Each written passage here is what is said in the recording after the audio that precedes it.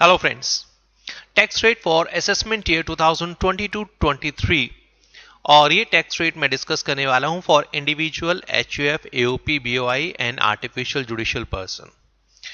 बच्चे हमें करने हैं टैक्स रेट फॉर इंडिविजुअल, मगर इंडिविजुअल के टैक्स रेट जब हम डिस्कस करेंगे तो HUF AOP BOI and artificial judicial person के tax rate by default cover हो जाते हैं। रीजन बीइंग जो इंडिविजुअल के टैक्स रेट एप्लीकेबल हैं सेम एप्लीकेबल होंगे for Hindu undivided family, same applicable होंगे AOP BOI and artificial judicial person.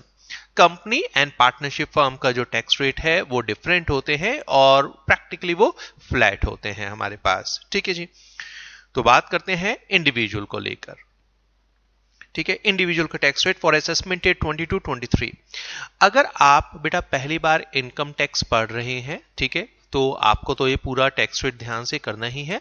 अगर आप ऑलरेडी इनकम टैक्स पढ़ चुके हैं, मान लीजिए कुछ स्टूडेंट हैं जो ऑलरेडी लास्ट ईयर पढ़ चुके हैं या उससे पिछला साल कर चुके हैं, तो ध्यान रखिएगा लास्ट फ्यू ईयर से बेटा टैक्स रेट में कोई चेंज नहीं हुआ है।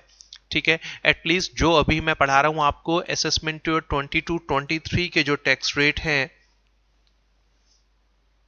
Assessment year 2021 and assessment year 21-22, बेटा यहां पर जो टैक्स रेट थे वो सेम है जो हम पढ़ने वाले हैं 22-23 के लिए। मतलब पिछले कुछ सालों से टैक्स रेट में कोई भी चेंज नहीं हुआ है, ध्यान रखिएगा। तो जो स्लैब रेट मैं आपके साथ कवर करने वाला हूं वही है जो हमने लास्ट ईयर डिस्कस किए थे, वही है जो लास्ट टू लास्ट ईयर हमने डिस्कस किए थे। ठीक है, बट जो स्टूडेंट पहली बार पढ़ रहे हैं बेटा आपको तो पूरा पढ़ना पड़ेगा, क्योंकि नया है या पुराना आपको एक एक पॉइंट पढ़ना है।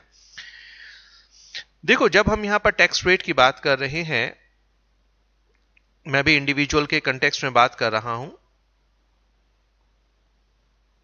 जब हम बेटा टैक्स रेट की बात कर रहे हैं तो यहां टैक्स रेट मैं 3 कैटेगरी में डिवाइड करूंगा। टैक्स रेट हम 3 कैटेगरी में यहां पर डिवाइड करेंगे। Number 1 slab rates, number 2 again slab rates, number 3 flat और स्पेशल रेट।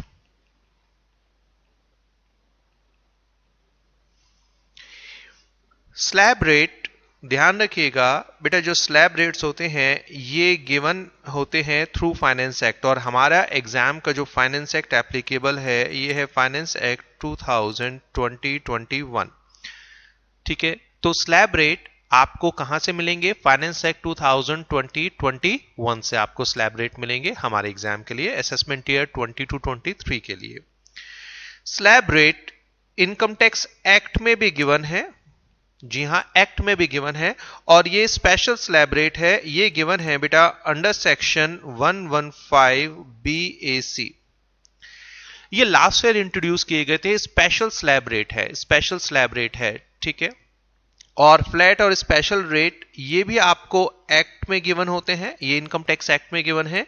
यहां पर 3 स्पेशल रेट मैं मेंशन करूंगा आपके पास। एक होता है अंडर सेक्शन 111A, 111A, दूसरा हमारे पास होता है अंडर सेक्शन 112, और तीसरा हमारे पास है अंडर सेक्शन 112A।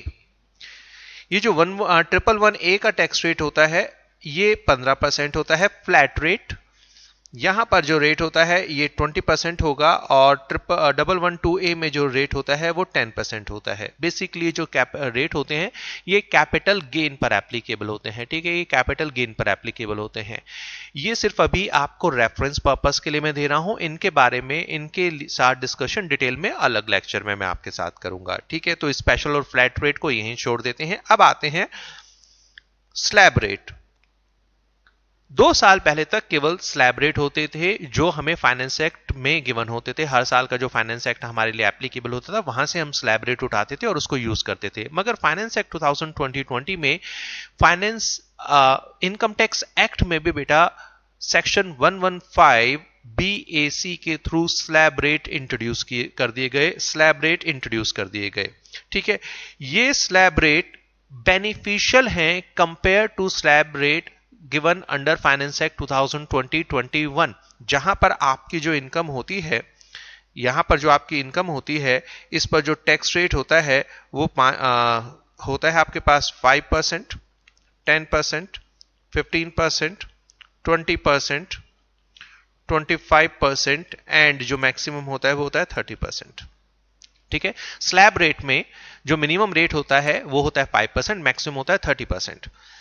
ठीक है, यहां पर जब हम फाइनेंस एक्ट 2021 के स्लैब रेट की बात करते हैं बेटा, जो रेट होते हैं यहां पर होता है 5%, 20% एंड 30%। ठीक है, प्रोग्रेसिव रेट होते हैं, जैसे जैसे इनकम बढ़ती है वैसे वैसे आपके स्लैब रेट बढ़ता चला जाता है। तो देखने में तो आपको सेक्शन 115 बीएसी वाला बेनिफिशियल नजर आएगा, मगर ट्विस्ट है, there are so many conditions. अगर आप सेक्शन 115 बीएसी का स्लैब रेट फॉलो करना चाहते हैं तो there are so many benefit under income tax act जो आप क्लेम नहीं कर पाएंगे। ठीक है, वो बेनिफिट्स क्या होते हैं वो तभी पता लगेगा जब हम इनकम टैक्स के हेड्स 5 हेड कंप्लीट कर लेंगे, जब आपके साथ में डिडक्शन कंप्लीट कर लूंगा।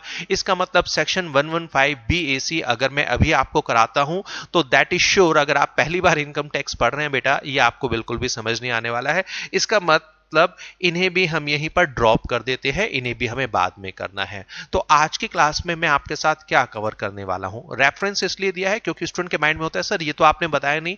बेटा बता दिया है, करना नहीं है अभी। ठीक है, माइंड में होना चाहिए कि स्लैब रेट अभी हम पढ़ रहे हैं और एक स्लैब रेट पढ़ेंगे जब हम 5 हेड्स कंप्लीट कर लेंगे, क्लबिंग कर लेंगे, सेट ऑफ कर लेंगे, their name of the chapter.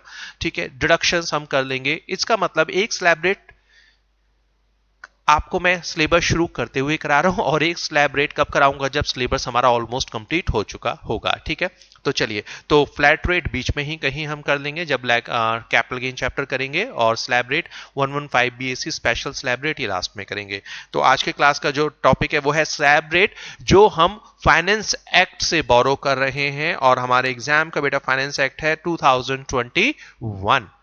जो फाइनेंस एक्ट 2022 आपके एग्जाम से पहले आ जाएगा, वो इनकम टैक्स एक्ट के लिए बेटा आपके एग्जाम में एप्लीकेबल नहीं है, याद रखिएगा। उसका अगर कोई रेलेवेंट पोर्शन आपके एग्जाम के लिए एप्लीकेबल किया गया तो वो मैं क्लास में आपको करा दूंगा। ठीक है, मई जून एग्जाम में तो एप्लीकेबल होगा ही नहीं फाइनेंस एक्ट 2022।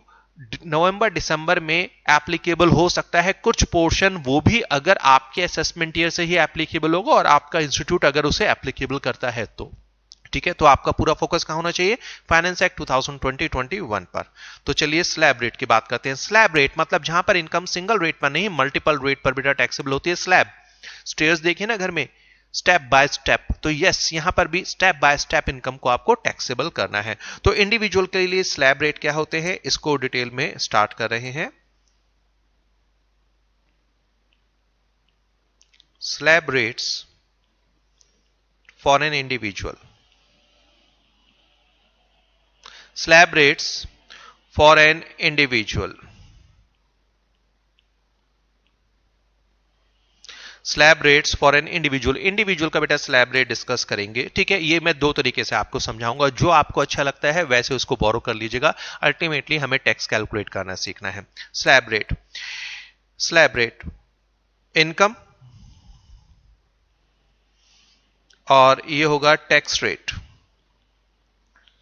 अगर इनकम की बात करते हैं, फर्स्ट 2,50,000 रुपीज तक की इनकम पर बेटा जो टैक्स रेट होता है वो होता है निल। नेक्स्ट 2,50,000 की इनकम पर स्लैब रेट होता है या टैक्स रेट होता है 5%। नेक्स्ट 5 लाख रुपीस की इनकम पर जो रेट हमारे पास होगा बेटा ये होता है 20%, यहां 10% का रेट नहीं होता, ध्यान रखिएगा। एंड बैलेंस इनकम पर जो टैक्स रेट होगा वो होगा 30%। तो स्लैब रेट है, हमें अपनी इनकम को टुकड़ों में डिवाइड करना होता है। पहले 2,50,000 रुपए की इनकम पर टैक्स होता है निल। नेक्स्ट 2,50,000 की इनकम पर जो टैक्स होगा वो होगा 5%। नेक्स्ट 5 लाख रुपए की इनकम पर जो रेट होगा वो होगा 20%, और जो उसके बाद की इनकम होगी वो होगी बेटा मेरे पास 30% पर टैक्सेबल। तो अगर आपसे कहा जाए भाई मेरी इनकम, मिस्टर ए की इनकम है 12 लाख, बताओ टैक्स कितना होगा। 12 लाख रुपए की इनकम है, टैक्स कितना होगा। तो 12 लाख रुपए पर बेटा सिंगल रेट नहीं लगेगा, स्लैब रेट, ठीक है, स्टेप बाय स्टेप। तो 12 लाख रुपए की इनकम है, तो इसमें से फर्स्ट 2,50,000, पहला 2,50,000 पर जो टैक्स होगा वो कितना होगा, निल, एग्जेम्प्ट होता है, टैक्स फ्री होती है। तो पहले 2,50,000 रुपए की इनकम टैक्स फ्री होती है पूरी तरीके से, तो इस पर जो टैक्स रहेगा वो रहेगा भाई निल। फिर नेक्स्ट 2,50,000, नेक्स्ट 2,50,000, तो 12,50,000, कैलकुलेट को थोड़ा साथ रखना है, एक दो क्वेश्चन में थोड़ा सा ध्यान रखना है, उसके बाद तो आप ये टिप्स पे कर सकते हैं। तो बेटा पहले 2,50,000 पर जो टैक्स है वो हो गया निल। नेक्स्ट 2,50,000 पर टैक्स कितना होगा, ये होगा 5%, 5%, तो ये हो जाएगा 12,500। ठीक है, आगे देखो, अभी इनकम है 12 लाख और अभी खत्म कितना हुआ है, केवल 5 लाख। तो यहां पर हम लेंगे नेक्स्ट 5 लाख। क्या पूरा 5 लाख आ सकता है? जी हाँ, नेक्स्ट 5 लाख पूरा यहां पर आ जाएगा। अभी मैंने 12 लाख लिया है जो 10 लाख से ज्यादा है, ठीक है। इस पर टैक्स रेट कितना होगा, ये होगा बेटा 20%। 20% का मतलब है 1 लाख। अब देखो कितनी इनकम पर टैक्स ऑलरेडी लगा चुके हो आप, ऑलरेडी जो टैक्स लगा चुके हो वो 2,50,000 पर लगा चुके हो, प्लस 2,50,000 मतलब 5 लाख, प्लस 5 लाख मतलब 10 लाख। तो 10 लाख रुपए पर ऑलरेडी आप टैक्स बेटा निकाल चुके हो। तो अब कितना बचा है, 2 लाख रुपए। अब बचा है 2 लाख रुपए। तो यहां पर जो बैलेंस में हम लिखेंगे, जो बैलेंस लिखेंगे ये होगा बेटा बैलेंस कितना, 2 लाख रुपए। अब ऐसा कोई है, बैलेंस पता होना चाहिए ना कितना है। तो 10 लाख पर टैक्स लग गया, टोटल इनकम है 12 लाख, तो बैलेंस बचा 2 लाख। इस पर जो टैक्स रेट होगा वो होगा हमारा 30%। कितना हो गया, 30%। 30% हो गया हमारा 60,000। तो इसका मतलब अगर मेरी इनकम, मिस्टर ए की इनकम है 12 लाख, तो बेटा टैक्स कितना होगा, निल प्लस 12,500 प्लस 1 लाख प्लस 60,000। तो ये हो गया हमारे पास 1,72,500 रुपीज। ठीक है, चलो इसको एक और तरीके से देखो। ठीक है, देखो करना क्या है, आपको कुछ नहीं करना है, आप सिर्फ एक लाइन ड्रॉ करो। देखो शुरू में थोड़ा सा मुश्किल आएगा बट कोई दिक्कत नहीं है, आप एक लाइन ड्रॉ करो। अब देखो लाइन ड्रॉ करो, तरीका मैं यहां पर आपको बता रहा हूं कैसे करना है बेटा। 2 लाख, पहले 2,50,000, अच्छा इसको भी छोड़ो, एक काम करो, जो शुरुआत होती है ये होती है 0 से। जो पहला स्लैब हमारा निल वाला आता है वो आता है 2,50,000 पर। यहां पर आप फिर फॉल करोगे, स्टॉप करोगे 5 लाख पर। बेटा फिर आप यहां पर जो स्टॉप करोगे वो करोगे 10 लाख पर, और उसके बाद रहेगा बैलेंस। ठीक है, पहले 2,50,000 की इनकम पर जो स्लैब रेट होता है, ठीक है, यहां पर जो स्लैब रेट होता है वो होता है निल। यहां पर आपको कोई टैक्स पे नहीं करना होता, ये होती है निल। ठीक है, टैक्स रेट जो यहां से लेकर इस पोर्शन की इनकम पर फॉल करता है, ठीक है, तो जो इनकम 2,50,000 से लेकर 5 लाख के बीच में फॉल करती है उस पर जो टैक्स रेट होता है वो होता है कितना, वो होता है 5%। नेक्स्ट, जो इनकम 5 लाख रुपए से लेकर 10 लाख रुपए के बीच में फॉल करती है, टोटल इनकम नहीं, the portion of the income जो 5 लाख से 10 लाख के बीच में फॉल करता है, बेटा इस पर जो टैक्स रेट होता है वो होता है 20%।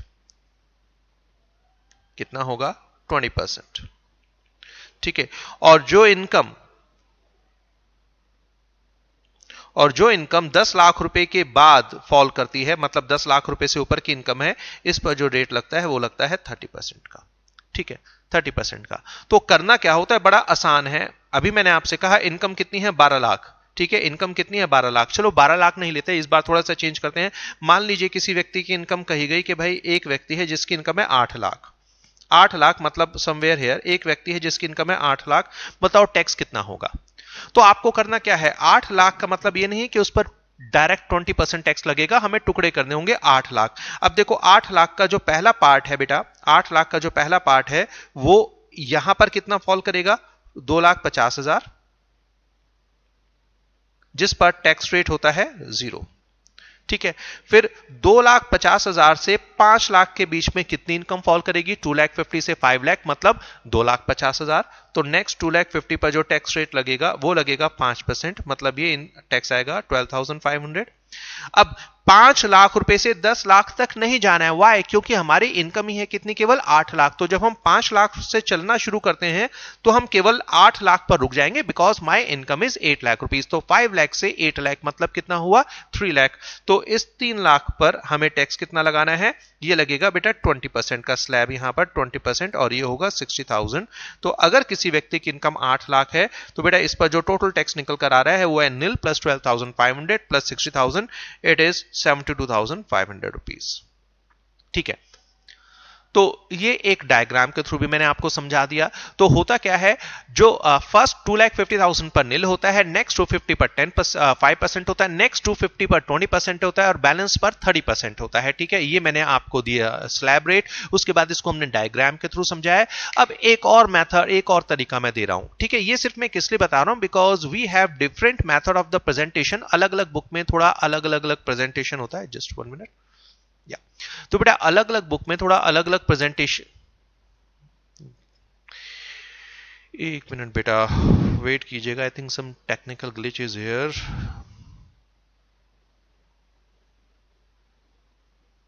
या तो अलग अलग बुक में अलग अलग मॉड्यूल में कहने का अलग अलग तरीका होता है। ठीक है, तो मैं मल्टीपल यहां मेथड आपको दे रहा हूं, जो आपको अच्छा लगे आप बोरो कर लीजिएगा।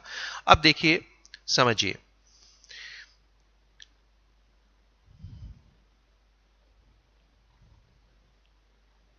यहां लिखो इनकम और यहां पर लिखो टैक्स। ठीक है, ये एक मॉडिफिकेशन वर्जन है जहां पर डायरेक्टली आपको क्या करना है, बट यहां पर याद रखना पड़ेगा। अगर वो याद नहीं है तो दिक्कत हो जाएगी, तो इसलिए मैंने कहा जो अच्छा लगे उसको बोरो कर लेना मेरे से। देखो, अगर किसी व्यक्ति की इनकम है अप टू 2,50,000, 2,50,000 रुपए तक की इनकम है, तो अभी मैंने आपको बताया 2,50,000 रुपए तक की इनकम पर टैक्स नहीं लगता। तो अगर किसी व्यक्ति की इनकम है 2,50,000, तो बेटा उसका जो टैक्स निकलेगा वो निकलेगा नील। ठीक है, तो या तो व्यक्ति यहां पर फॉल करता होगा। मान लीजिए किसी व्यक्ति की इनकम है अबव 250, 2,50,000 से ज्यादा है, अप टू 5 लाख, मतलब एक व्यक्ति जिसकी इनकम 2,50,000 से ज्यादा है मगर 5 लाख को क्रॉस नहीं करती है। ठीक है, तो यहां पर फॉल करता होगा। या फिर क्या होगा, above 5 lakh but up to 10 lakh.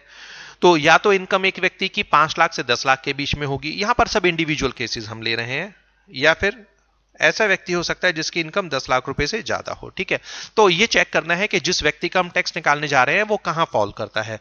अब देखिए, अगर किसी व्यक्ति की इनकम केवल 2,50,000 तक है तो डायरेक्टली बेटा उसका टैक्स कितना होगा, नील। ये बेसिकली टैक्स कैलकुलेटर है। ये क्या है, टैक्स कैलकुलेटर। ऊपर मैंने टैक्स रेट दिए थे, ये टैक्स कैलकुलेटर है। अगर किसी व्यक्ति की इनकम 2,50,000 है तो टैक्स है नील। अगर किसी व्यक्ति की इनकम 2,50,000 रुपए से ज्यादा है मगर 5 लाख के बीच में फॉल करती है, मतलब वो सिर्फ इसी कैटेगरी में फॉल करता है, तो उसका टैक्स कितना होगा। अब जरा समझना, स्लैब रेट में हमने पढ़ा था पहले 2,50,000 पर टैक्स नील होता है। तो अगर किसी व्यक्ति की इनकम 2,50,000 से 5 लाख के बीच में फॉल करती है तो ये तो पक्का है कि पहले 2,50,000 पर टैक्स क्या होगा, नील। और जो 2,50,000 से 5 लाख रुपए के बीच की इनकम होगी उस पर जो टैक्स लगेगा वो लगेगा केवल 5%। ठीक है, तो किस तरीके से होगा, तो बेटा यहां पर जो टैक्स निकाला जाएगा वो होगा 5% ऑफ इनकम माइनस 250। ठीक है, ऐसा करने से क्या होगा, इनकम, मैं एग्जाम्पल के साथ साथ आपको बेटा समझाता जाऊंगा। ठीक है, मैं एग्जाम्पल के साथ साथ आपको यहां समझाता जाऊंगा। मान लीजिए एक व्यक्ति है मिस्टर ए जिसकी इनकम है 4,50,000। ठीक है, 4,50,000 मतलब अब 250 बट अप टू 5 लाख। तो टैक्स कैसे निकालोगे, इसका जो टैक्स है अब मैं ये टैक्स कैलकुलेटर की हेल्प से निकालकर आपको दिखाऊंगा। तो कैसे टैक्स निकालोगे, इसका टैक्स आप निकालोगे 5% ऑफ इनकम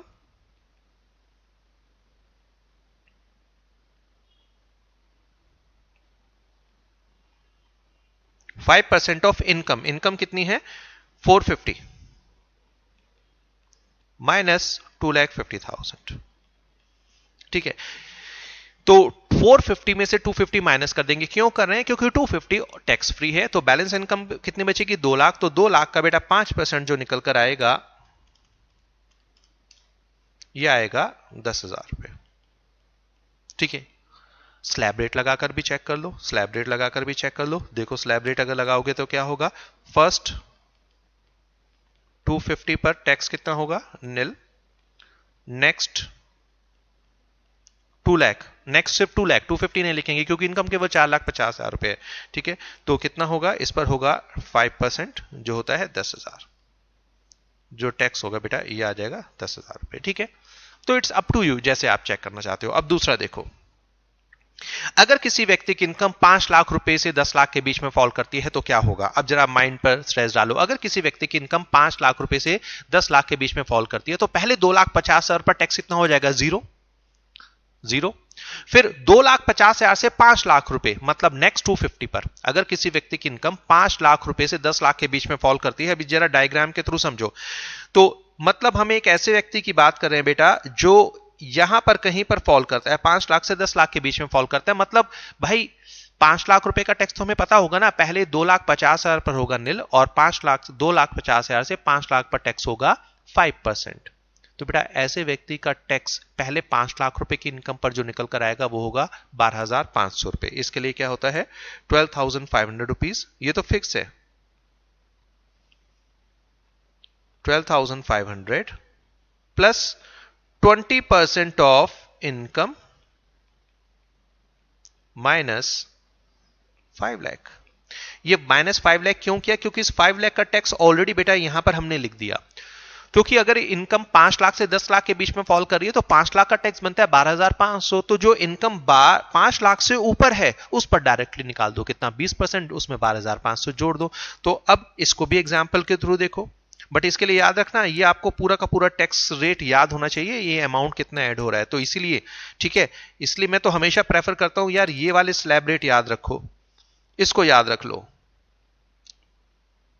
कभी गलती होगी नहीं कोई कुछ, सिर्फ इसको याद रखना है, सिर्फ ये याद रख लो whatever be the income, ध्यान आ जाएगा। ठीक है, नहीं तो ये जो आपको डायग्राम है इसको ड्रॉ कर दो और जहां पर इनकम है लिख दो, टैक्स अपने आप निकल आएगा, कोई परेशानी नहीं है। ठीक है, बट ये दूसरा कैलकुलेटर भी मैं आपको दे रहा हूं बिकॉज बहुत सारे स्टूडेंट हैं जो कहते हैं नहीं सर ये हमें दूसरा मेथड भी समझा दो। तो इट्स अप टू यू, आप दोनों में से कोई भी मेथड ले सकते हैं, आंसर सेम रहेगा। जो आपको अच्छा लगता है, इजी लगता है, उसको लीजिएगा। अच्छा वापस आते हैं एग्जाम्पल में। Mister B, sir mister B की इनकम है 6,50,000, टैक्स कितना होगा 6,50,000 मतलब 5 लाख रुपए से लेकर 10 लाख के बीच में फॉल कर रही है। तो इनके लिए टैक्स कैसे निकालते हैं, इनके लिए टैक्स कैसे होगा 12,500। ये 12,500 क्या है, ये है टैक्स ऑन 5 लाख जो ऑलरेडी हमने कैलकुलेट कर लिया, प्लस 20% ऑफ इनकम, इनकम कितनी है 650 माइनस 5 लाख, माइनस 5 लाख क्यों, क्योंकि बेटे इस 5 लाख का टैक्स ऑलरेडी हम यहां पर लिख चुके हैं। ठीक है, तो रिपीट नहीं कर रहे हैं। तो ये कितना होगा, ये होगा हमारे पास 6,50,000 माइनस 5 लाख मल्टीप्लाई 20% 30,000। तो 30,000 प्लस 12,500 ये निकल कर आएगा आपके पास 42,500 रुपीज।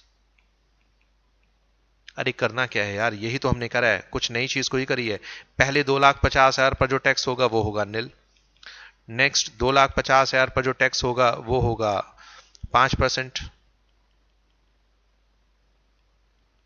और फिर उसके बाद की इनकम कितनी बची है, केवल 1,50,000, इस पर टैक्स रेट होगा 20%। ठीक है, तो टोटल हो गया 42,500। अरे हमने करा क्या है, हमने कैलकुलेटर में बेटा केवल इस अमाउंट का जो टैक्स है वो ऑलरेडी यहां पर लिख दिया है पहले ही। ठीक है, वो हमने ऑलरेडी पहले लिख दिया है क्योंकि हमें पता है कि अगर 5 लाख रुपए से ज्यादा की इनकम है तो 5 लाख का टैक्स बनता है 12,500। तो भाई सिर्फ बैलेंस अमाउंट पर टैक्स कैलकुलेट कर दो ना। ठीक है, नेक्स्ट भाई अगर इनकम 10 लाख से ऊपर है, 10 लाख रुपए से ऊपर है, मतलब ये तो हमें पता है कि 10 लाख से ऊपर है, तो 10 लाख का टैक्स कितना बनता है उसको अलग से लिख दो, और जो 10 लाख रुपए से ऊपर की इनकम है उस पर टैक्स कैलकुलेट कर लो। बेटा 10 लाख का टैक्स कितना बनेगा, 5 लाख का टैक्स बनता है 12,500। तो 5 लाख से 10 लाख के बीच में जो इनकम फॉल करती है वो कितनी है 5 लाख।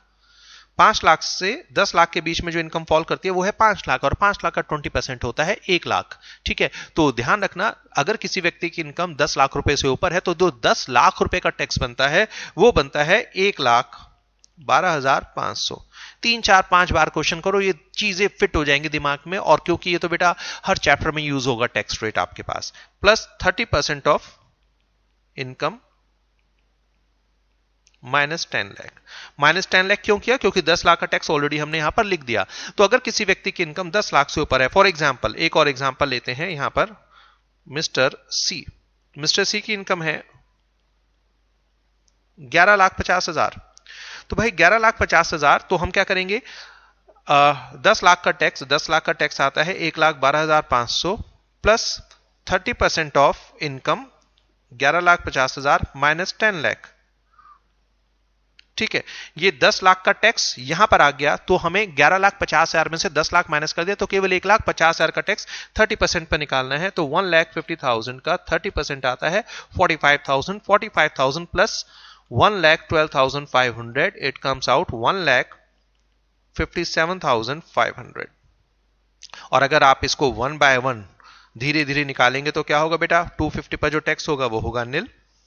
नेक्स्ट 250 पर जो टैक्स रेट लगेगा वो लगेगा 5%, मतलब 12,500। नेक्स्ट 5 लाख पर जो टैक्स लगेगा वो लगेगा 20%, मतलब 1 लाख। और बैलेंस अमाउंट कितना रहा 150, इस पर लगेगा 30%, 45,000। टोटल होगा 157,500। तो हमने करा क्या है, हमने इन तीनों का टैक्स, 10 लाख का टैक्स ऑलरेडी यहां पर लिख दिया, और जो बैलेंस अमाउंट है उसको यहां पर हमने बेटा कैलकुलेट कर लिया। तो this is called tax calculator. तो मैंने आपको टैक्स स्लैब भी बता दिए और टैक्स कैलकुलेटर भी दे दिया। ठीक है, टैक्स कैलकुलेटर स्लैब के बेस पर ही हमने रखा है। तो जो आपको अच्छा लगता है वो कर लीजिएगा। टैक्स निकालना है 2 3 4 बार करोगे ना, अरे यहां पर फिट हो जाएगा, कोई दिक्कत ही नहीं है। ठीक है, तो पहले 5 लाख पर, सॉरी पहले 250 पर निल, नेक्स्ट 250 पर 5%, नेक्स्ट 5 लाख पर 20%, बैलेंस पर 30%। दोबारा सुनो, जो इनकम का पोर्शन पहले 2,50,000 रुपए में फॉल करता है उस पर टैक्स नहीं लगता। डायग्राम के थ्रू समझा रहा हूं। ठीक है, तो बेटा जो पोर्शन ऑफ इनकम 2,50,000, 0 से 2,50,000 के बीच में फॉल करता है उस पर टैक्स नहीं लगता। The portion of the income जो 2,50,000 से 5 लाख के बीच में फॉल करता है उस पोर्शन पर टैक्स रेट होता है 5%। जो portion of the income 5 lakh से 10 लाख के बीच में फॉल करता है उस पर उस पर टैक्स लगता है 20%। और जो portion of the income 10 lakh रुपए से ऊपर का है हिस्सा, उस पर फ्लैट रेट, उस पर रेट होता है 30% का। ठीक है, तो आपको मैंने तीनों तरीके से बता दिया। ठीक है, ये याद रख लीजिए स्लैब, या ये टेबल डायग्राम याद रख लीजिए, या ये कैलकुलेटर याद रख लीजिए। ठीक है, 2 3 4 क्वेश्चन प्रैक्टिस करोगे ना, ये तीनों चीजें माइंड में फिट हो जाएंगी, सब याद हो जाएगा आपको। अच्छा बेटा, ये जो रेट है समझना, ये जो रेट मैंने आपको बताए हैं स्लैब रेट, यही स्लैब रेट एप्लीकेबल है एचयूएफ पर भी। अगर हिंदू अनडिवाइडेड फैमिली का टैक्स रेट निकालना है तो उनके लिए भी यही रेट है। सेम रेट एप्लीकेबल है एओपी एंड बीओआई पर, artificial judicial person and body of individual पर भी बेटा यही स्लैब रेट एप्लीकेबल होते हैं। और आर्टिफिशियल जुडिशियल पर्सन, ठीक है, आर्टिफिशियल जुडिशियल पर्सन की जो 7th कैटेगरी थी पर्सन की डेफिनेशन पर, उनके ऊपर भी यही स्लैब रेट फॉल करता है। ठीक है, फॉल करता है। मगर इसके आगे का जो मैं डिस्कशन अब करने जा रहा हूं वो केवल और केवल इंडिविजुअल के लिए है। वो HUF, AOP, BOI, artificial judicial person के लिए नहीं है। मतलब HUF, AOP, BOI, artificial judicial person का जो डिस्कशन है वो यहीं पर खत्म हो जाता है। मैंने इसलिए कहा था कि सेम रेट होते हैं, अलग से हमें कोई डिस्कशन नहीं करना होता है। तो जो स्लैब रेट इंडिविजुअल के लिए वही एचयूएफ के लिए, वही एओपी, बीओआई के लिए, वही आर्टिफिशियल जुडिशियल पर्सन के लिए। लास्ट टाइम फर्स्ट 250 पर निल, नेक्स्ट 250 पर 5%, नेक्स्ट 5 लाख पर 20% और बैलेंस पर 30% का स्लैब रेट एप्लीकेबल होता है। चलिए अब डिस्कशन आगे बढ़ाते हैं। मगर अब जो डिस्कशन बेटा रहेगा वो रहेगा केवल और केवल इंडिविजुअल पर, इंडिविजुअल के लिए।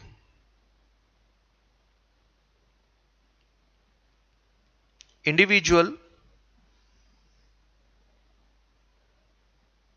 बीइंग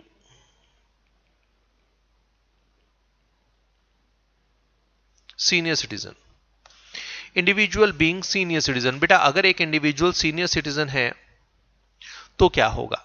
ठीक है, रेट सारे मैंने आपको बुक में दिए हुए हैं, वहां से आप देखना चाहें तो देख सकते हैं, इट्स अप टू यू। ठीक है, इंडिविजुअल अगर सीनियर सिटीजन है तो क्या होगा?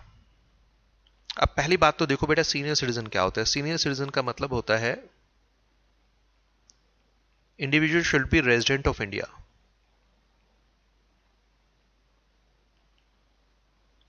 Plus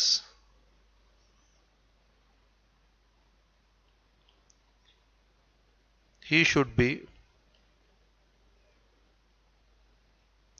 be 60 years or more at any time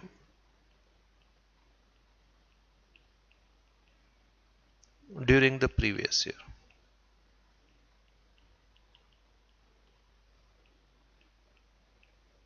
But less than 80 years. ठीक है, less than 80 years. Senior citizen बनने के लिए दो कंडीशंस का ध्यान रखना जरूरी है. इनकम टैक्स के बाहर आप सीनियर सिटीजन की एज अलग अलग देख सकते हैं, मगर under income tax act senior citizen के लिए एक तो एक स्ट्रिक्ट नंबर दिया गया बेटा एज का, साथ में ही और she must be resident of India. ठीक है, तो सीनियर इनकम टैक्स एक्ट में सीनियर सिटीजन का बेनिफिट क्यों बता रहा हूं अभी थोड़ी देर में पता लग जाएगा.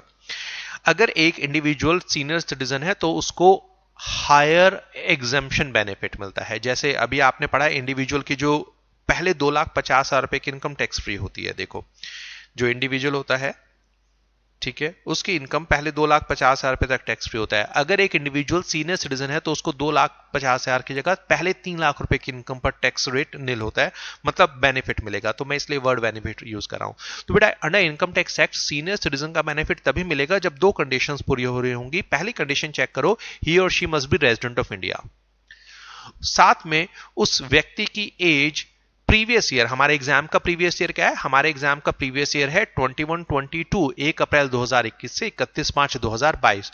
तो उस व्यक्ति की एज प्रीवियस ईयर में 60 इयर्स या उससे ज्यादा होनी चाहिए किसी भी टाइम, मगर 80 इयर्स से कम होनी चाहिए, क्योंकि अगर वो 80 इयर्स की एज अटेंड कर लेता है तो अभी डिस्कस करेंगे वो सुपर सीनियर सिटीजन बन जाता है. ठीक है, तो सीनियर सिटीजन कौन होता है, वो व्यक्ति भारत का रेजिडेंट होना चाहिए, वो व्यक्ति भारत का रेजिडेंट होना चाहिए, वो व्यक्ति भारत का रेजिडेंट होना चाहिए. माइंड में बिठा लो इसे, ही और she must be resident of India. अगर वो भारत का रेजिडेंट नहीं है, अगर वो भारत का नॉन रेजिडेंट है बेटा, तो उस पर ये बेनिफिट नहीं मिलेगा.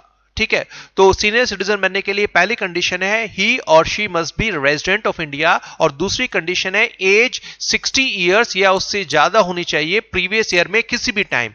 तो अगर ये दोनों कंडीशन पूरी हो जाती है तो वो इंडिविजुअल बन जाता है senior citizen, individual being senior citizen. और उस पर जो स्लैब टैक्स रेट होगा बेटा वो क्या हो जाएगा,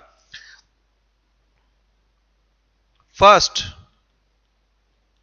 3 लाख टैक्स रेट निल, जो स्लैब रेट 250 का था वो बढ़कर 3 लाख रुपए का हो जाता है. Next 2 lakh 5%, next 5 lakh 10%, 20%,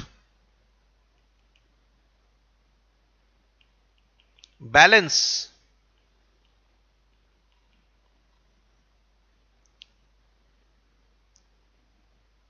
30%. तो फर्क क्या हुआ, 20 और 30% वाले स्लैब में कोई चेंज नहीं हुआ, मगर जो निल और 5% वाला है वहां डिफरेंस आ गया. पहले 2,50,000 की जगह हो गया 3 लाख, तो 50,000 की एक्स्ट्रा इनकम पर टैक्स बेनिफिट मिल गया. और जो 2,50,000 का स्लैब था जिस पर 5% लगता था वो केवल 2 लाख रुपए का रह गया. ठीक है, उसके बाद के स्लैब सेम है.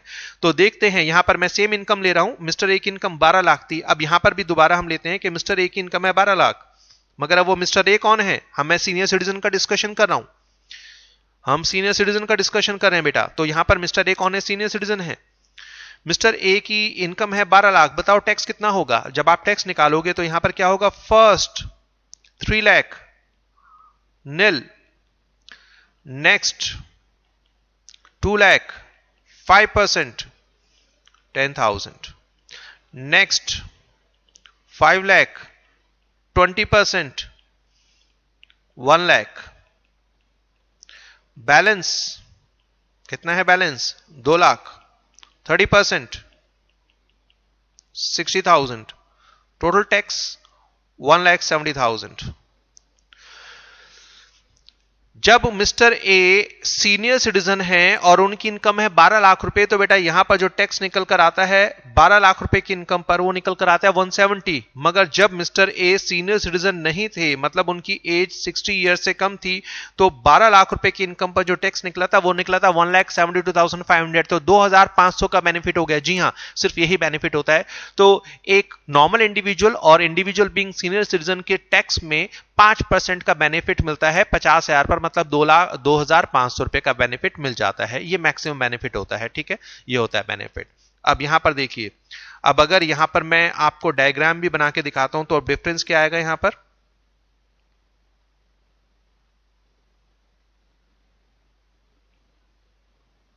जीरो से शुरू करेंगे, मगर रुकेंगे कहां पर, 3 लाख पर। फिर यहां पर कहां रुकेंगे, 5 लाख पर। फिर कहां रुकेंगे, 10 लाख पर। और उसके बाद बैलेंस। ठीक है, तो देखिए जो पोर्शन ऑफ इनकम यहां फॉल करेगा बेटा, उस पर जो टैक्स रेट रहेगा वो रहेगा निल, क्योंकि इनकम होती है एग्जेम्प्ट।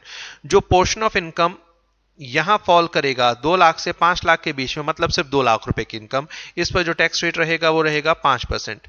जो पोर्शन ऑफ इनकम 5 लाख से 10 लाख के बीच में फॉल करेगा, मतलब 5 लाख रुपए का जो स्लैब है, इस पर टैक्स रेट कितना रहेगा, ये रहेगा हमारे पास 20%। And the portion of income जो फॉल करता है 10 लाख के बाहर, इसके ऊपर का जो है, इस पर लगेगा बेटा 30%। ठीक है, सेम एग्जांपल हमने क्या लिया था वहां पर, सेम निकाल के मैं दिखा रहा हूं। 8 लाख रुपए लिया था, 8 लाख रुपए। तो अगर यहां पर हम कहें मिस्टर ए, ठीक है, एक सीनियर सिटीजन जिनकी इनकम है 8 लाख, तो बताओ टैक्स कितना होगा। फ्लैट लगेगा, नहीं, स्लैब के तोड़ना पड़ेगा। ठीक है, तो पहला 0 से लेकर 3 लाख तक, तो 3 लाख पर जो टैक्स रहेगा वो रहेगा निल। फिर 3 लाख से लेकर 5 लाख के बीच में कितना होगा, 2 लाख रुपए, इस पर रहेगा 5%, मतलब 10,000। फिर जो 5 लाख से लेकर 8 लाख पर रुक जाएंगे, क्योंकि 10 लाख पर नहीं जा सकते, 8 लाख रुपए हमारी इनकम है, तो 5 लाख से 8 लाख मतलब नेक्स्ट 3 लाख, इस पर रहेगा 20%, ये रहेगा 60,000। और जो टोटल टैक्स है बेटा ये निकल आएगा हमारा कितना, 70,000। ठीक है, वहां पर जब हमने कैलकुलेट किया था ये कितना आ रहा था, ये आ रहा था 72,500। अब कितना है, 70, बेनिफिट कितना हुआ, 2,500। तो याद रखना जो मैक्सिमम बेनिफिट मिलता है नॉर्मल इंडिविजुअल से सीनियर सिटीजन के केस में, वो मिलता है 2,500 रुपए का एक्स्ट्रा बेनिफिट मिलता है। ठीक है, इसको ध्यान रखिएगा। और फाइनली टैक्स कैलकुलेटर बेटा यहां पर क्या होगा, यहां पर एग्जांपल नहीं दूंगा, यहां पर सीधा मैं आपको टैक्स कैलकुलेटर दे रहा हूं, एग्जांपल आप चेक कर लीजिएगा। ठीक है, टैक्स कैलकुलेटर, तो यहां पर होगा टैक्स, सॉरी यहां पर होगी इनकम लेफ्ट हैंड साइड पर, और यहां पर आ जाएगा टैक्स। तो अगर किसी व्यक्ति की इनकम है अप टू 3 लाख, तो उसका जो टैक्स होगा वो होगा निल।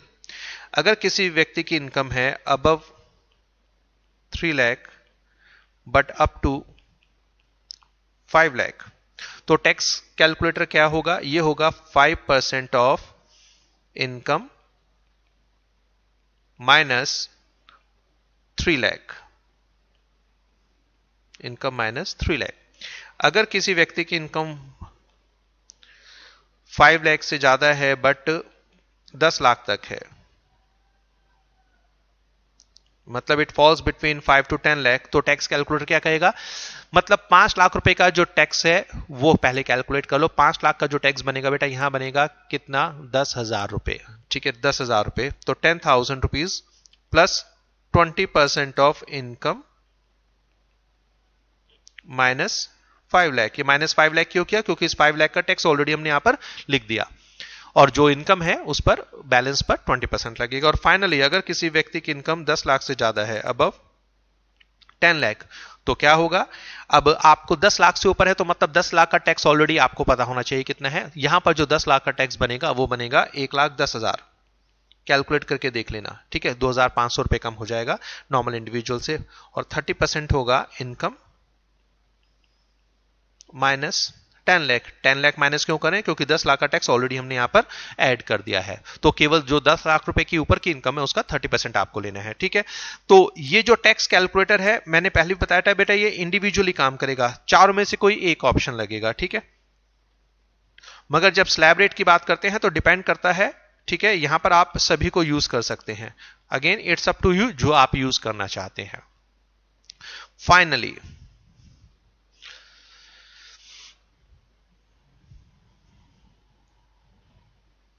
इंडिविजुअल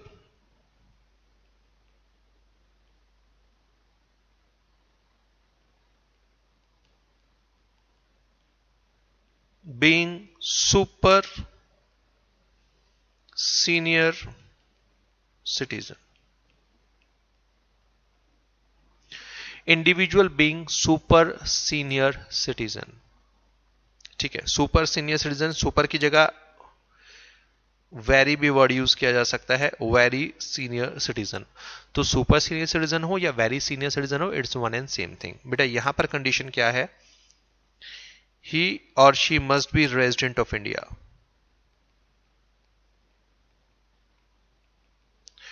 जिस व्यक्ति के लिए आप सुपर सीनियर सिटीजन की कंडीशन चेक कर रहे हो तो पहली कंडीशन होती है कि वो व्यक्ति भारत का रेजिडेंट होना चाहिए, इनकम टैक्स एक्ट के लिए बहुत जरूरी है। प्लस ही शुड बी, यहां ही और शी दोनों है, ठीक है, he should be 80 years or more at any time during the previous year। इस व्यक्ति की एज प्रीवियस ईयर मतलब 1 अप्रैल से 31 मार्च, हमारे एग्जाम के लिए क्या है, 1 अप्रैल 2021 से 31 मार्च 2022 के बीच में 80 साल या उससे ज्यादा की होनी चाहिए। ठीक है, कम से कम 80 साल का होना चाहिए। तो अगर 60 ईयर्स से कम है तो नॉर्मल इंडिविजुअल, 60 ईयर्स और more but less than 80 years तो वो कहलाता है senior citizen.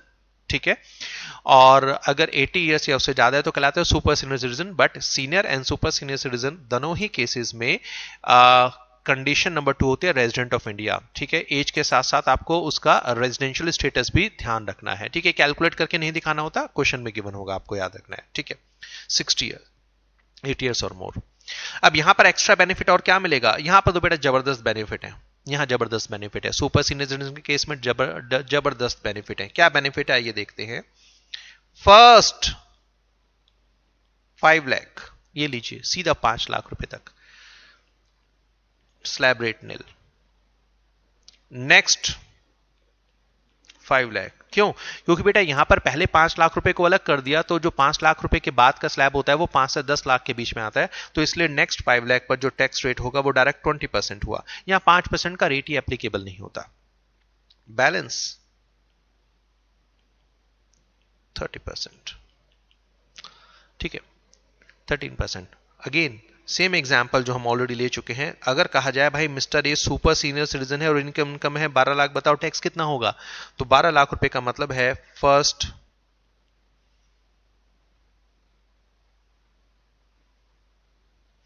5 lakh nil, next 5 lakh 20%,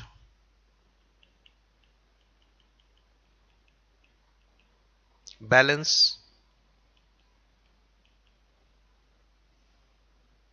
2 lakh 30%, 60, 170, sorry 160।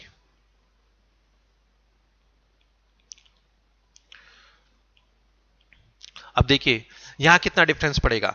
जब हमने 12 लाख रुपए की इनकम पर टैक्स निकाला था फॉर इंडिविजुअल तो टैक्स आया था 1,72,500। जब हमने 12 लाख रुपए की इनकम टैक्स निकाला था फॉर सीनियर सिटीजन तो टैक्स आया था 1,70,000। तो जब हम इंडिविजुअल से individual being super senior citizen पर आते हैं तो जो बेनिफिट होता है वो मैक्सिमम 2,500 का होता है। बट जब हम मिस्टर ए को सुपर सीनियर सिटीजन मान रहे हैं तो बेटा सेम 12 लाख रुपए की इनकम पर जो टैक्स बनकर आ रहा है वो आ रहा है 1,60,000। तो अगर एक इंडिविजुअल बीइंग वेरी सीनियर या सुपर सीनियर सिटीजन को कंपेयर करते हैं तो यहां पर जो मैक्सिमम डिफरेंस आ सकता है वो आ सकता है 12,500 रुपए का। ठीक है, 12,500 रुपए का। तो इसको थोड़ा ध्यान रखिएगा, ये बेनिफिट मिलते हैं। ठीक है, डन। अब इसको अगर हम डायग्राम के थ्रू भी देखते हैं, डायग्राम के थ्रू बेटा समझते हैं। ये बार बार मैं कह रहा हूं जो डायग्राम और कैलकुलेटर है ये ऑप्शनल है। अगर ये स्लैब ही समझ आ जाता है तो बाकी चीजों पर आपको ध्यान रखने देने की जरूरत नहीं है। ठीक है। But because I have different types of student, तो मुझे तो सबका ध्यान रखना है, सबको मुझे अलग अलग तरीके से समझाना पड़ेगा। 0 से शुरुआत होती है और यहाँ पर रुकते हैं बेटा 5 लाख पर, और 5 लाख के बाद रुकते हैं 10 लाख पर, और 10 लाख रुपए के बाद डायरेक्ट रहता है आपके पास। तो अगेन अगर कोई व्यक्ति की इनकम पहले 5 लाख रुपए में फॉल करती है तो इस पर जो टैक्स रहेगा वो रहेगा नील। अगर इनकम 5 लाख से 10 लाख के बीच में फॉल करती है तो इस पर जो टैक्स रेट रहेगा वो रहेगा 20%। And the portion of the income बेटा जो 10 लाख रुपए से ऊपर फॉल करता है इस पर जो टैक्स रेट रहेगा वो रहेगा 30%। ठीक है।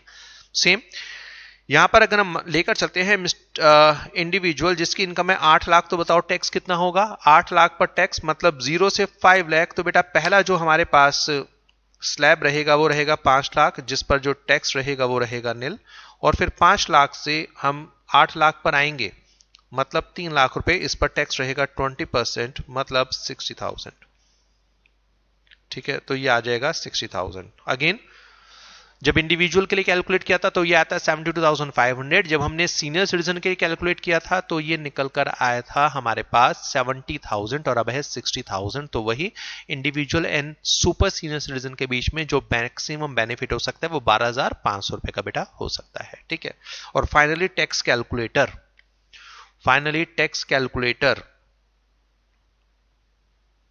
इनकम एंड टैक्स, 4 कैलकुलेटर है यहां पर। अगर इनकम है अप टू 5, यहां 3 होंगे क्योंकि स्लैब ही 3 है, up to 5 lakh, above 5 lakh, but up to 10 lakh, and third is above 10 lakh. तो यहां पर होगा टैक्स नील। अगर इनकम 5 लाख से 10 लाख के बीच में फॉल करती है तो बड़ा सिंपल है, 20% ऑफ इनकम -5 लाख। -5 लाख क्यों? क्योंकि पहले 5 लाख पर टैक्स होता है नील। और अगर इनकम 10 लाख रुपए से ऊपर है तो पहले 5 लाख पर टैक्स नील, 5 लाख से 10 लाख का जो टैक्स बनेगा 20% 5 लाख का, तो ये होगा 1 lakh rupees plus 30% of income -10 lakh. ये -10 लाख क्यों किया? क्योंकि इसका टैक्स ऑलरेडी हमने यहां पर 1 लाख रुपए ऐड कर दिया बेटा। ठीक है। तो अगेन ये जो 3 एग्जांपल मैंने इंडिविजुअल के केस में लिए थे, यहां पर मैंने डिटेल में तीनों समझाए थे ABC। ये 4,50,000, 6,50,000, 11,50,000। एक काम करना, ये तीनों ही ले लेना जब आप इंडिविजुअल के लिए सीनियर सिटीजन के लिए कैलकुलेटर चेक करेंगे या फिर senior citizen super senior citizen के लिए कैलकुलेटर चेक करेंगे। अपने आप एक बार इनको यूज कर लीजिएगा। ठीक है। अब एक बहुत important point,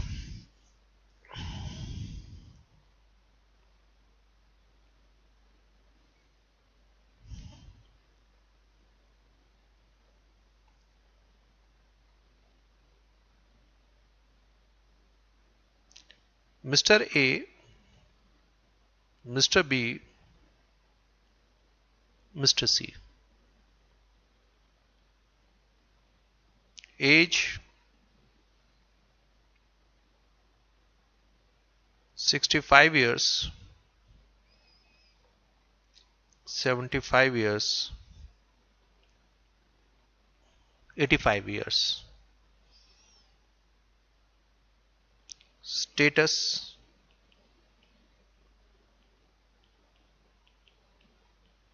resident, non-resident, non-resident. Income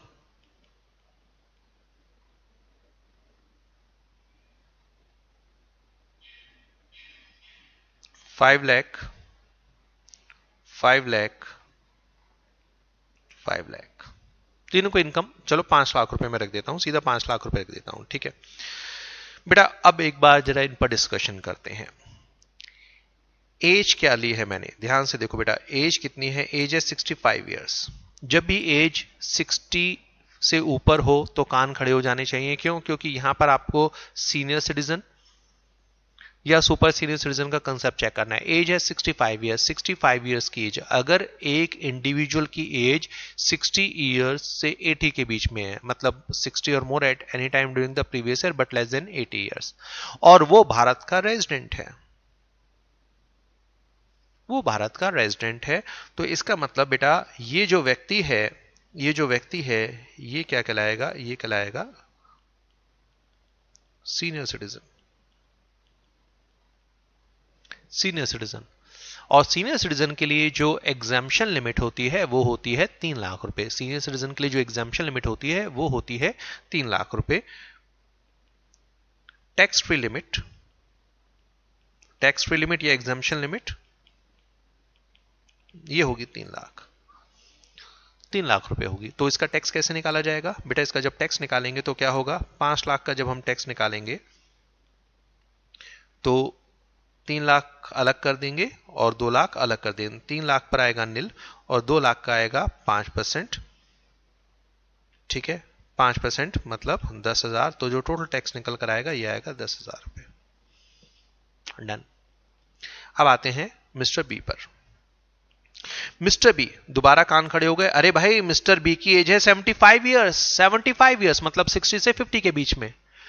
अगर एक इंडिविजुअल की एज 75 इयर्स है और अगर वो भारत का रेजिडेंट है, अरे ये तो भारत का नॉन रेजिडेंट है, तो बेटा कंडीशन तो पूरी हुई नहीं, कंडीशन पूरी नहीं हुई। याद रखना, सीनियर सिटीजन बनने के लिए एज के साथ साथ भारत का रेजिडेंट होना जरूरी है और एग्जामिनर ऐसे क्वेश्चन में आपको फंसाता है। ठीक है, तो क्या हम इसको सीनियर सिटीजन कहेंगे बेटा? क्या हम यहां पर सीनियर सिटीजन कहेंगे? तो बेटा याद रखना, ये व्यक्ति सीनियर सिटीजन नहीं कहलाएगा। और अगर बेटा सीनियर सिटीजन नहीं कहलाएगा तो ये नॉर्मल इंडिविजुअल है। तो इस पर जो एग्जाम्पशन लिमिट होगी वो कितनी होगी? केवल 2,50,000 रुपए। तो इस पर जो सबसे पहला स्लैब मैंने क्लास में कराया था वो एप्लीकेबल होगा। इसको ध्यान रखना, एग्जामिनर यहां फंसाता है, एमसीक्यू में फंसा सकता है, बेसिक कहीं पर भी फंसा सकता है, बड़े क्वेश्चन में फंसा सकता है, छोटे में फंसा सकता है, और स्टूडेंट फंस जाते हैं। ठीक है, तो नॉन रेजिडेंट अगर किसी क्वेश्चन में लिखा हो तो हाईलाइट कर देना। तो मिस्टर बी 75 इयर्स के तो हैं मगर वो हैं भारत के नॉन रेजिडेंट, तो वो सीनियर सिटीजन नहीं बन सकते और उसलिए उन्हें 3 लाख रुपए की एग्जाम्पशन लिमिट का बेनिफिट नहीं मिलेगा। बेटा टैक्स कैलकुलेशन में केवल 2,500 का फर्क आएगा, मगर आपके लिए मार्क्स में बहुत ज्यादा खतरनाक हो सकता है। 39 से 40 के बीच का जो डिफरेंस होता है वो एक नंबर नहीं होता, वो 6 महीने का डिफरेंस होता है। ध्यान रखना इस चीज को। 39 से 40 सिर्फ एक नंबर का डिफरेंस है, मगर जब इसे आप चेक करते हैं उस एक नंबर के कारण, या 199 से 200 का जो डिफरेंस है वो एक नंबर है, मगर बेटा ये एक नंबर का डिफरेंस 6 महीने ले लेता है आपके। ठीक है, तो प्लीज बी केयरफुल। तो यहां पर नॉन रेजिडेंट है। नॉन रेजिडेंट मतलब यहां पर एग्जाम्पशन लिमिट केवल कितनी लगेगी? 2,50,000 की। ये सीनियर सिटीजन नहीं है। तो यहां पर जब आप 5 लाख का टैक्स निकालेंगे तो 2,50,000 अलग होगा, 2,50,000 अलग होगा। पहले 2,50,000 पर टैक्स होगा नील, अगले 2,50,000 पर 5% और ये आएगा 12,500। नेक्स्ट क्लास में आपको मैं बताऊंगा इस पर टैक्स बेनिफिट भी मिलता है, रिबेट मिलती है, बट अभी सिर्फ टैक्स कैलकुलेट करना सिखा रहा हूं मैं आपको, बेसिक टैक्स। ठीक है, बेसिक टैक्स। नेक्स्ट क्लास में हम 87A की रिबेट हम लेना सीखेंगे, सर्च चार्ज के बारे में डिस्कशन करेंगे। अब आजिए लास्ट, मिस्टर सी दोबारा।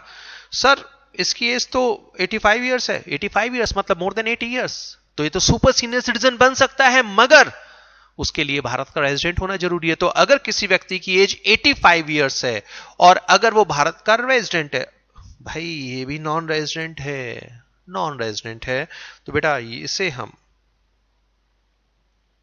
सुपर सीनियर सिटीजन नहीं कह सकते।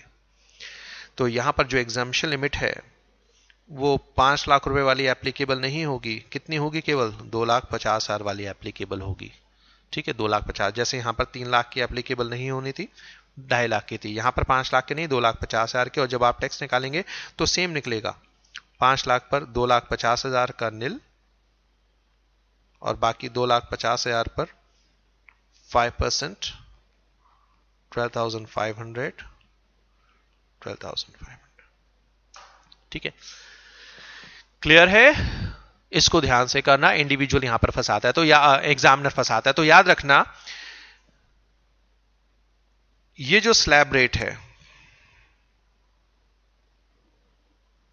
ये जो पहला स्लैब रेट आपको दिया था, जो सबसे पहले कराया था, ये बेटा किस पर एप्लीकेबल है? ये एप्लीकेबल है HUF AOP BY artificial judicial person. ये उस इंडिविजुअल पर एप्लीकेबल है जो भारत का रेजिडेंट है मगर उसकी एज 60 ईयर से कम है, और ये उन सभी इंडिविजुअल पर एप्लीकेबल है जो भारत के नॉन रेजिडेंट हैं, irrespective of the age, irrespective of the age, ध्यान रखिएगा। ठीक है, तो चलिए लेक्चर वाइंड अप करने से पहले एक बहुत इंपॉर्टेंट सर्कुलर मुझे आपको कराना है जो CBDT ने इशू किया था, central board of direct taxation, और ये बहुत इंपॉर्टेंट है। ठीक है, अभी मेरे पास डिजिटल फॉर्म में, अभी मेरे iPad में बेटा बुक नहीं है, तो मैं इसको पढ़कर सुना देता हूं, आप बुक से एक बार रेफर कर लीजिएगा।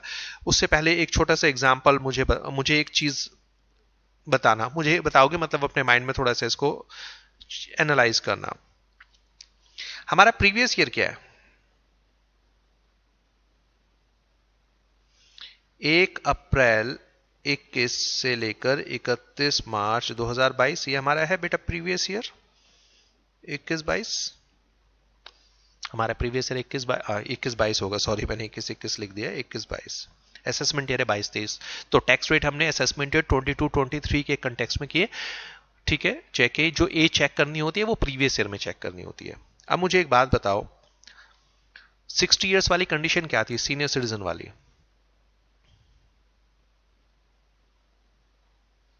सीनियर सिटीजन वाली कंडीशन क्या थी, एक बार साथ साथ पढ़ना। ही शुड बी 60 ईयर्स और more at any time during the previous year but less than 80 years. एक व्यक्ति जो प्रीवियस ईयर में किसी भी टाइम मतलब 1 अप्रैल से लेकर 31 मार्च, किसी भी टाइम अगर वो 60 ईयर्स या उससे ज्यादा का है। देखो, अगर कोई व्यक्ति 61, 62, 63 का है तो दिक्कत नहीं है, ये एग्जैक्टली है कि 60 ईयर्स वाले पर। मेरी बात को जरा ध्यान से सुनना। हमारे एग्जाम का प्रीवियस ईयर है 1 अप्रैल 21 से 31 मार्च 22, बराबर। अगर मैं एक डेट आपको लिख कर देता हूं, एक दिन बाद 1 मार्च 2022, डिफरेंस केवल एक दिन का है मगर प्रीवियस ईयर चेंज हो गया बेटा। ठीक है, ये डेट कहां फॉल करती है? ये वाली जो डेट है ये फॉल करती है प्रीवियस ईयर 21-22 में, मगर ये वाली जो डेट फॉल करेगी ये फॉल करेगी प्रीवियस ईयर 22-23 में, जो भाई हमारे लिए एप्लीकेबल नहीं है, नेक्स्ट ईयर एप्लीकेबल होगा, अभी एप्लीकेबल नहीं है हमारे एग्जाम में, बराबर। तो अगर कोई व्यक्ति 1 अप्रैल 2022 को 1 अप्रैल 2022 को अगर एक व्यक्ति 60 ईयर्स का होता है, 60 ईयर्स का होता है, तो अगर कोई व्यक्ति 1 अप्रैल 2022 को 60 ईयर्स का होता है, मतलब उस व्यक्ति का जो बर्थडे है वो 1 अप्रैल को होता है हर साल, और वो 1 अप्रैल 2022 को 60 ईयर्स का हो जाता है, मतलब उसकी जो बर्थ हुआ था वो हुआ था 1 अप्रैल 1962, 1 अप्रैल 1962, जब से इनकम टैक्स एक्ट एप्लीकेबल हुआ था भाई। ये देखो डेट क्या आ गई, 1 अप्रैल 1962, जब इनकम टैक्स एक्ट पूरे इंडिया में एप्लीकेबल हुआ था, जो प्रेजेंट इनकम टैक्स एक्ट है। तो अगर किसी व्यक्ति का बर्थ हुआ था 1 अप्रैल 1962 में, तो वो 1 अप्रैल 2022 को 60 ईयर्स का हो जाएगा, मगर बेटा ये जो 1 अप्रैल 2022 है ये नेक्स्ट प्रीवियस ईयर में फॉल करेगी 22-23 में। ठीक है, ठीक है। और अगर ये व्यक्ति 80 ईयर्स का होता है, ठीक है, तो अगेन वो जो सुपर सीनियर सिटीजन बनेगा, तो ये व्यक्ति जो सीनियर सिटीजन बनेगा या सुपर सीनियर सिटीजन बनना चाहिए, वो कब बनना चाहिए? वो प्रीवियस ईयर 22-23 में बनना चाहिए, मतलब अगले साल बनना चाहिए, जो हमारी कैलकुलेशन से बाहर है। मगर इस रिलेशन में CBDT ने एक बहुत इंपॉर्टेंट सर्कुलर दिया है। अब ये सर्कुलर को दो ध्यान रखना।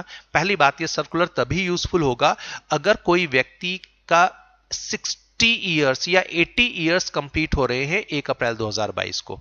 61, 62 बेकार है, 82, 83 बेकार है, 81 भी बेकार है। एग्जैक्टली अगर किसी व्यक्ति की 60 ईयर्स की एज हो रही है या 80 ईयर्स की एज हो रही है 1 अप्रैल 2022 को, ठीक है, 1 अप्रैल 2022 को। दूसरी चीज, केवल 1 अप्रैल देखना है, 2, 3, 4 अप्रैल बेकार हो गया। ठीक है, इसके लिए CBDT ने एक सर्कुलर किया है। मैं सर्कुलर आपके लिए पढ़ देता हूं, प्लीज बुक आप या नोट्स ओपन कर लीजिएगा। ठीक है, फिर मैं यहां पर आपको समझाऊंगा। ये स्लैब रेट जो आपको टैक्स रेट दिए गए स्लैब रेट, उसके नीचे मैंने आपको दिया है very important note. The CBDT has wide this circular clarified that a person born on 1st April would be considered to have attained a particular age of on 31st March, the day preceding the anniversary of his birthday. In particular, question of attainment of age of eligibility for the being considered a senior or very senior citizen would be decided on the basis of above criteria. कहने का मतलब है कि अगर किसी व्यक्ति की as 60 years की या 80 इयर्स की हो रही है 1 अप्रैल को, तो उसको 60 इयर्स या 80 इयर्स की एज पिछले साल की 31 मार्च को ही मान ली जाएगी. तो ये केवल 1 अप्रैल. तो अगर कोई व्यक्ति की एज 1 अप्रैल को, अगले साल का 1 अप्रैल जो हमारे प्रीवियस ईयर से बाहर है, तो मान लीजिए एक व्यक्ति 1 अप्रैल 2022 को 60 ईयर का हो रहा है, तो बेटा मान लिया जाएगा वो 31 मार्च 2022 को ही 60 साल का हो चुका है. इस हिसाब से इस पूरे प्रीवियस ईयर के लिए बेटा वो क्या बन जाएगा, वो सीनियर सिटीजन बन जाएगा. मतलब जो बेनिफिट अगले साल से मिलना था एग्जाम्पशन लिमिट का, वो इसी साल से मिलना शुरू हो जाएगा. ऐसे ही अगर किसी व्यक्ति की किसी व्यक्ति की एज 1 अप्रैल 2022 को 80 साल की हो रही है, तो मतलब कोई व्यक्ति अपना 80 इयर्स कंप्लीट कर रहा है 1 अप्रैल 2022 को, तो वो अगले साल से सीनियर सिटीजन होना, सुपर सीनियर सिटीजन होना चाहिए था. मगर इस सर्कुलर के हिसाब से बेटा उसे करंट ईयर में ही 80 इयर्स की एज अटेंड मान ली जाएगी और इस तरीके से वो करंट ईयर में भी सुपर सीनियर सिटीजन बन जाएगा. ठीक है, सुपर सीनियर सिटीजन बन जाएगा. तो इसको ध्यान रखेगा सर्कुलर. ठीक है, ये एक्चुअली जब सर्कुलर आया था कुछ साल पहले, तभी ये उस पर्टिकुलर ईयर के लिए क्वेश्चन बने थे. जनरली क्या होती है, इस तरह की जो अमेंडमेंट्स होती हैं उन पर बेटा क्वेश्चन तभी बनते हैं जब वो आती है. उसके बाद इसके ऊपर बहुत ज्यादा ध्यान नहीं जाता. प्रैक्टिकल लाइफ में ये यूजफुल होती हैं केवल उन्हीं व्यक्ति के लिए, और ये लाइफ टाइम में 2 बार आएगा. कब? जब वो 1 अप्रैल को अपना 60th बर्थडे मनाएगा या 80th बर्थडे मनाएगा. ठीक है, अदरवाइज ये काम नहीं आती. बट इसको आप याद रखिएगा.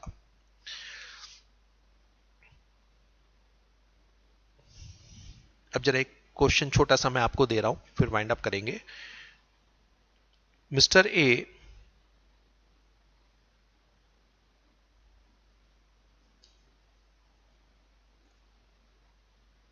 ये वहां पर मैंने आपको नोट्स में बेटा दिया हुआ है.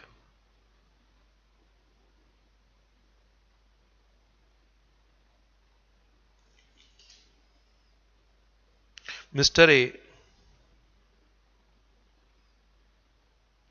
born on 1/4/1962. Mr. A born on 1st April 1962. For previous year 2021-22, his total income is, for previous year 21-22 his total income is 6 lakh rupees. Calculate tax. अभी मैं सिर्फ बेसिक टैक्स की बात कर रहा हूं, अभी हम कंप्लीट नहीं कर सकते. मेरा ऑब्जेक्टिव है आपको सिर्फ यहां पर एज का रेफरेंस देना. बेटा अगर हम यहां पर देखते हैं तो यहां पर समझना, on 1/4/2022 mister A will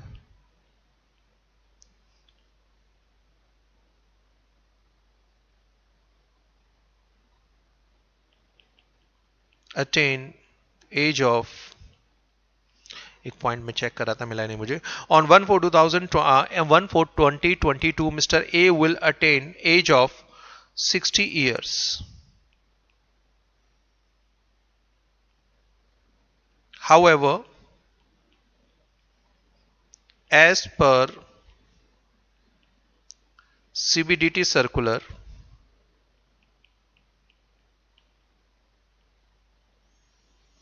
as per CBDT circular, he would be treated as having attained the age of 60 years on 31st March 2022. It means even for previous year 21-22 he is senior citizen. ठीक है जी। और अगर senior citizen है तो बेटा जो slab rate होगा वो क्या होगा, 3 लाख रुपए का हो जाएगा। ठीक है, तो यहां पर स्लैब रेट 3 लाख रुपए का हो जाएगा। अगर ये सर्कुलर नहीं होता तो प्रीवियस ईयर 21-22 में वो सीनियर सिटीजन नहीं माना जाता और स्लैब रेट 2,50,000 का होता। Just because of this circular उसको बेनिफिट मिल जाएगा। तो बेटा इसको ध्यान आप रखिएगा। ठीक है, इसको थियोरेटिकली कर लीजिएगा, प्रैक्टिकली अब थोड़े से चांसेस कम है। और अगर यहां पर सेम 80 इयर्स में होगा, अगर यहां पर 1962 की जगह मैं 1942 कर देता हूं तो वो 80 इयर्स की जो एज है वो 1 अप्रैल 2022 को जो होती 80 इयर्स की एज, उसको 31 मार्च 2022 को ही 80 इयर्स का मान लिया जाएगा और वो करंट ईयर में, करंट प्रीवियस ईयर 21-22 में सीनियर सिटीजन नहीं सुपर सीनियर सिटीजन माना जाएगा और 3 लाख रुपए की जगह 5 लाख रुपए की एग्जम्पशन लिमिट एप्लीकेबल होगी। ठीक है जी। तो ये सर्कुलर प्लीज एक बार अच्छी तरीके से गो थ्रू कर लीजिएगा। कैलकुलेट तो टैक्स आप कर लोगे, मुझे सिर्फ सर्कुलर का बेसिक कंसेप्ट समझाना था। तो बेटा यहां पर हमारे वाइंड अप होते हैं बेसिक स्लैब रेट। अगेन जो स्पेशल स्लैब रेट है income tax act section 115 BAC में जो दिए हैं वो हम कोर्स कंप्लीशन के टाइम करेंगे, क्योंकि उसमें बहुत सारे पॉइंट्स हैं जो आपको अभी समझ नहीं आएंगे। और जो फ्लैट रेट मैंने अभी आपको रेफरेंस दिया है वो लॉन्ग टर्म कैपिटल गेन से और शॉर्ट टर्म कैपिटल गेन से रिलेटेड है, जो मैं कैपिटल गेन चैप्टर में कवर कराऊंगा। तो स्लैब रेट यहां पर खत्म होते हैं। नेक्स्ट क्लास में हम कवर करेंगे इन स्लैब रेट पर क्या हमें रिबेट मिल सकता है, क्या हमें टैक्स बेनिफिट मिलता है और क्या हमें इस पर सरचार्ज लगाना होता है। तो अभी डिस्कशन अगले 2-3 लेक्चर्स तक बेटा ये टैक्स रेट का चलता रहेगा। तो मिलते हैं नेक्स्ट लेक्चर में। Till then keep learning, all the best.